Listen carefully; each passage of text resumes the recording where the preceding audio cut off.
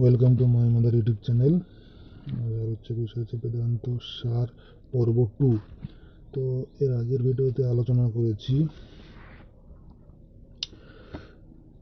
অনুবন্ধ চতুষ্টয়ের শুধু অধিকারীকে নিয়ে। তো বাকি তিনটি বাকি আছে, যে বিষয় সম্বন্ধ প্রয়োজন।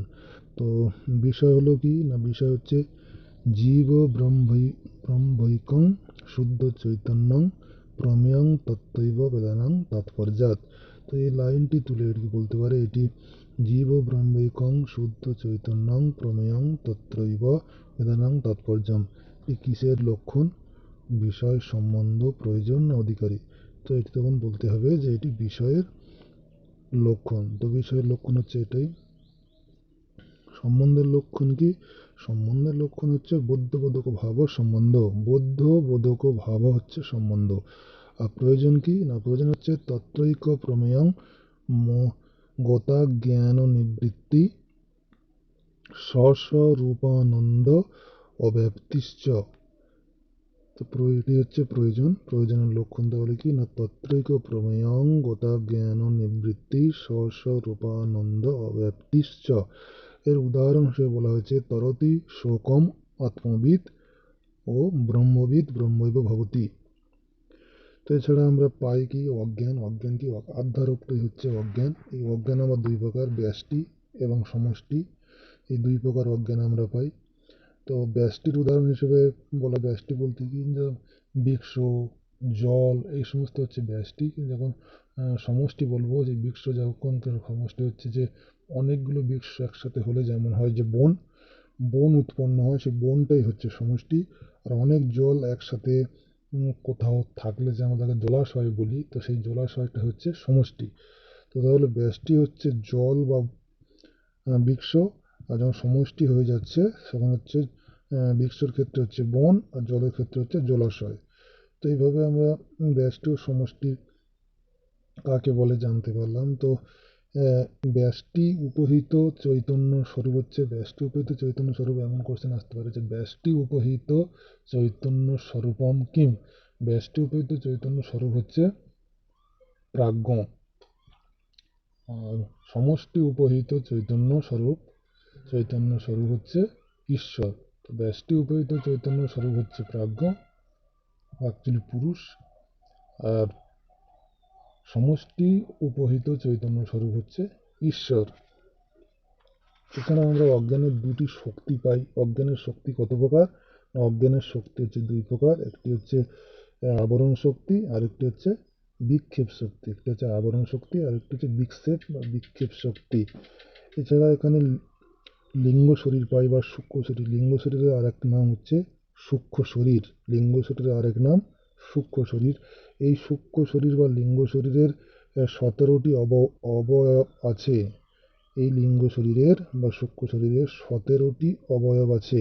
তো সেই 17টি অবয়ব কি না, পঞ্চ জ্ঞানেন্দ্রিয়, পঞ্চ কর্মেন্দ্রিয় 10, বুদ্ধি মন 12, আর পঞ্চ বায়ু। এই টোটাল 17টি। তো পঞ্চ জ্ঞানেন্দ্রিয় তো আমরা প্রত্যেকেই জানি। পঞ্চ জ্ঞানেন্দ্রিয় হচ্ছে চক্ষু, কর্ণ, নাসিকা, জিহ্বা, ত্বক। বুদ্ধি মন 7, কর্মেন্দ্রিয় কি বাক, পানি, পাদ, পায়ু, উপস্থ।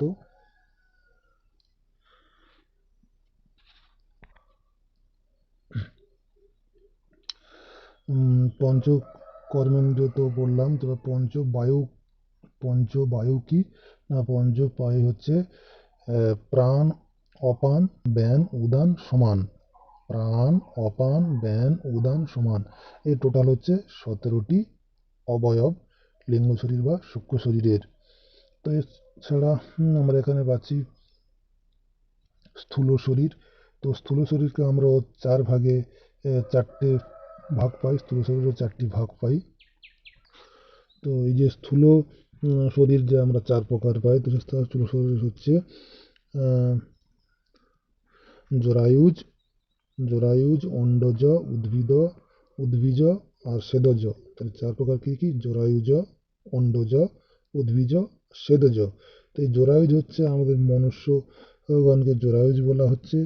অন্ডজ কি, মানে যারা ডিম, অন্ডজ বলতে যারা ডিম দেয়, তারা যেমন পক্ষী, পণ্যগাদী, এটাকে আমরা অন্ডজও বলছি। আর উদ্ভিদ তো মানে এই বৃক্ষকে আমরা উদ্ভিদ বলছি।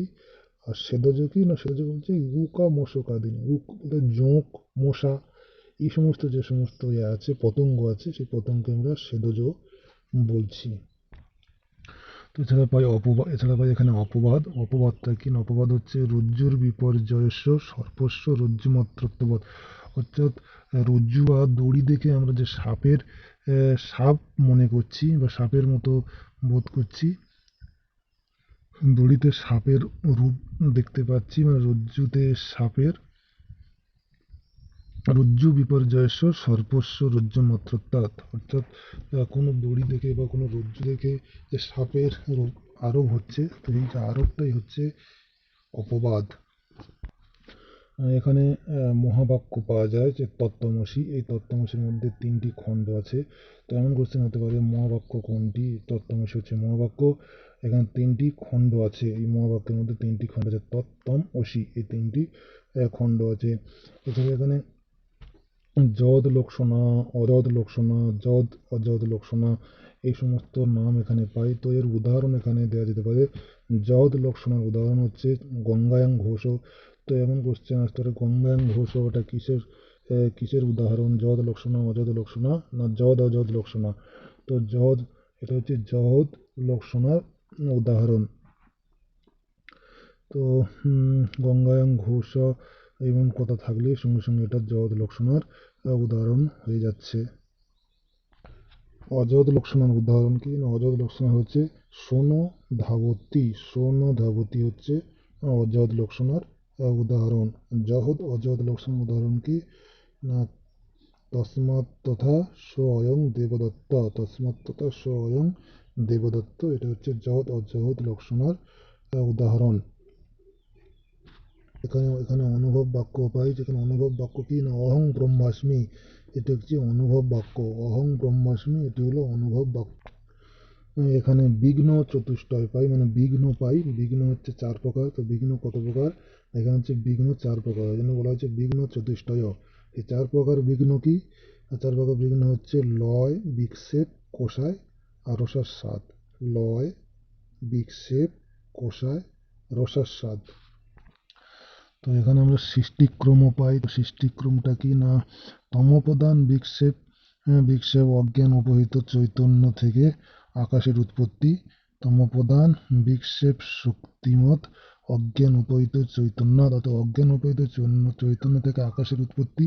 এই আকাশ থেকে বায়ুর উৎপত্তি, বায়ু থেকে অগ্নির উৎপত্তি, অগ্নি থেকে জলের উৎপত্তি, জল থেকে পৃথিবীর উৎপত্তি। তো এইভাবে সৃষ্টিক্রম সম্পর্কে আমরা এই বেদান্ত সারে পাই।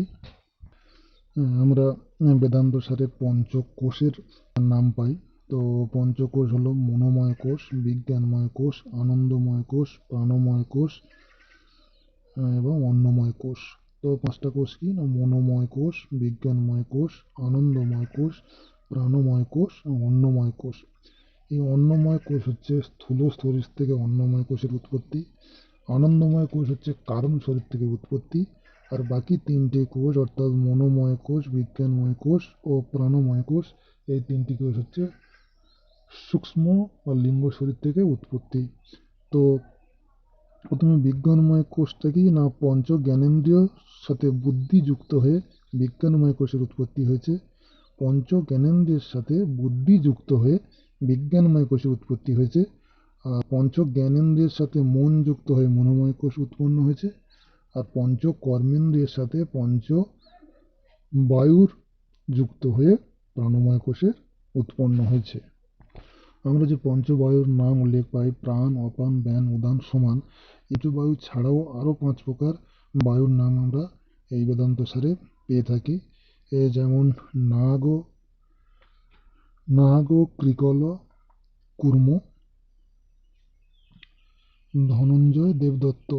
নাগ, কৃকল, কুর্ম, ধনঞ্জয়, দেবদত্ত, এই 5 প্রকার ও বায়ুর আমরা নাম পাই।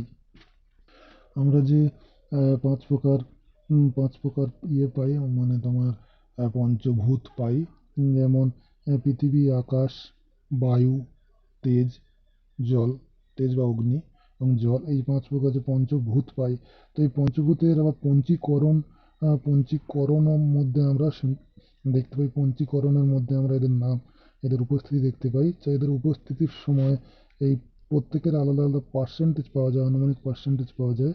যেমন প্রত্যেকের আলাদা পার্সেন্টেজ হচ্ছে, আকাশের যেমন পার্সেন্টেজ হচ্ছে, আকাশ একাই হচ্ছে 12.5, এরূপ পৃথিবীর পার্সেন্টেজ হবে 12.5, বায়ুরও পার্সেন্টেজ 12.5, জলেরও পার্সেন্টেজ 12.5 এবং অগ্নিরও পার্সেন্টেজ 12.5। তো এইভাবে 5টা প্রত্যেকের আলাদা আলাদা 12.5 থাকবে। যখন দুটোর একসাথে উপরে দেখা যাবে তখন 12.5 প্লাস 12.5 এমন হবে। যখন তিনটের উপস্থিতি একসাথে হবে 12.5 প্লাস 12.5 প্লাস 12.5। যখন চারটের হবে এরকম 12.5 প্লাস 12.5 প্লাস 12.5 প্লাস 12.5 প্লাস, অর্থাৎ 12.5 প্লাস 12.5 ইন্টু 2 যদি দুটোর উপস্থিতি হয়, 12.5 ইন্টু 3 যদি তিনটের উপস্থিতি হয়, আর এই চারটের উপস্থিতি একসাথে হয় 12.5 ইন্টু 4। তো এইভাবেই টোটাল টোটাল যখন হচ্ছে তখনই যেমন প্রথম একটি কোশ্চেন বলতে পারে যে আকাশ সাক্ষ্যে পঞ্চীকৃতে স্থূলভূতে আকাশস্য আনুপাতিক মাত্রা কত, বা 50% ভাগ। পৃথিবী সংজ্ঞকে পঞ্চীকৃতে স্থূলভূতে অগ্নেয় মাত্রা অস্তি 12.5, জলাক্ষে পঞ্চীকৃতে স্থূলভূতে বায়ু পৃথিবী দ্বয় পদার্থয় সম্মিলিত মাত্রা কতি প্রতিশত যাবদস্তি 25, অর্থাৎ 12.5 প্লাস 12.5 সমান 25% হয়েছে। কিন্তু যদি বলা হয় যে পৃথিবী সংজ্ঞকে পঞ্চীকৃতে স্থূলভূতে পৃথিব্যাম মাত্রা অস্তি, মানে যা পঞ্চীকৃত হবে তার মাত্রা যখন বলা হবে তখন তার মাত্রা হবে 50%। যেমন প্রথম কোশ্চেনটি সেম ওই রকমই, যে আকাশ সাক্ষ্যে পঞ্চীকৃতে স্থূলভূতে আকাশস্য আনুপাতিক মাত্রা কত না 50%। যদি এটি বলতো যে আকাশ সাক্ষ্যে পঞ্চীকৃতে স্থূলভূতে পৃথিব্যাম বা জলাক্ষে পৃথিবীয় মাত্রা কত বা বায়ু মাত্রা কত, তো তখন হতো 12.5। এই দুটো সম্মিলিত হতো 12.5 ইন্টু 2, অর্থাৎ 25%। তো যখন কারোর বিষয় বলে যদি সেই বিষয়ের জানা হয় তো তখন 50% হবে। এরকমই যেমন আছে, জলাক্ষে পঞ্চীকৃতে স্থূলভূতে বায়ু পৃথিবীয় দ্বয় পদার্থয় সম্মিলিত মাত্রা কতি প্রতিশত যাবদস্তি। তো এখানে দুটো চেয়েছে, তো 12.5 ইন্টু 2 সমান 25%। যদি এখানে এমন বলা হতো যে জলাক্ষে পঞ্চীকৃতে স্থূলভূতে জলস্য মাত্রা কতি প্রতিশত যাবদস্তি, তো এই জলাক্ষে বলা হয়েছে, আবার জলের মাত্রা জানতে চাওয়া হয়েছে। তো যখন যার সম্পর্কে বলা হবে এবং তার মাত্রা জানতে চাওয়া হবে তখন হবে 50%। আর যখন যার সম্পর্কে বলা হবে কিন্তু অপর কারোকে যদি একজনের সম্পর্কে জানতে চাওয়া হয় তখন হবে 12.5। যদি দুজন সম্পর্কে হয় 12.5 ইন্টু 2, অর্থাৎ 25%। তিনজন হয় 12.5 ইন্টু 3 আমার 37%। তো এইভাবেই পরপর যেমন পরপর বেড়ে যাবে, তো তখন 12.5-এর সাথে সংখ্যা বেড়ে যাবে। তো এই হচ্ছে পঞ্চীকরণ। এছাড়া আর কিছু পাই, যে সৎ বিকার সম্পর্কে পাই, বিবর্ত সম্পর্কেও পাই। যা বিকার কাকে বলবো না, স্বতত্ত্ব অন্যথা প্রথা বিবর্ত। স্বতত্ত্ব উন্নত প্রথা হচ্ছে স্বতত্ত্ব উন্নত প্রথা হচ্ছে বিকার, আর অতত্ত্ব উন্নত প্রথা হচ্ছে বিবর্ত। যখন দিয়ে কোনো শুরু হবে, অতত্ত্ব উন্নত প্রথা হচ্ছে বিবর্ত। অতত্ত্ব উন্নত প্রথা বিবর্ত, আর স্বতত্ত্ব উন্নত প্রথা বিকার। তো বিকারটা যখন হচ্ছে স্বতত্ত্ব উন্নত প্রথা, আর যখন বিবর্ত হচ্ছে অতত্ত্ব উন্নত। তো বিবর্তটা কি আর বিকারটা কি? বিবর্ত হচ্ছে যেমন বলা হচ্ছে দুধটা হচ্ছে বিবর্ত, আর দধি হচ্ছে বিকার। তো যখন দুধ আছে তখন হচ্ছে এটা অতত্ত্ব, আর যখন দধি হয়ে গেল তখন স্বতত্ত্ব। এই হচ্ছে বিবর্ত এবং বিকারের মধ্যে পার্থক্য। এছাড়া ব্রহ্মাণ্ডে 14টি ভুবনের কথা বলা হয়েছে। তো ব্রহ্মাণ্ডে কটি ভুবনের কথা বলা হয়েছে? আর 14টি ভুবনের কথা বলা হয়েছে। এছাড়া যে অজ্ঞান আমরা আলোচনা করেছি, সেই অজ্ঞান আদি উপহিত চৈতন্য হচ্ছে ব্রহ্ম। যদি ব্যষ্টি উপহিত চৈতন্য বলা হতো তাহলে হচ্ছে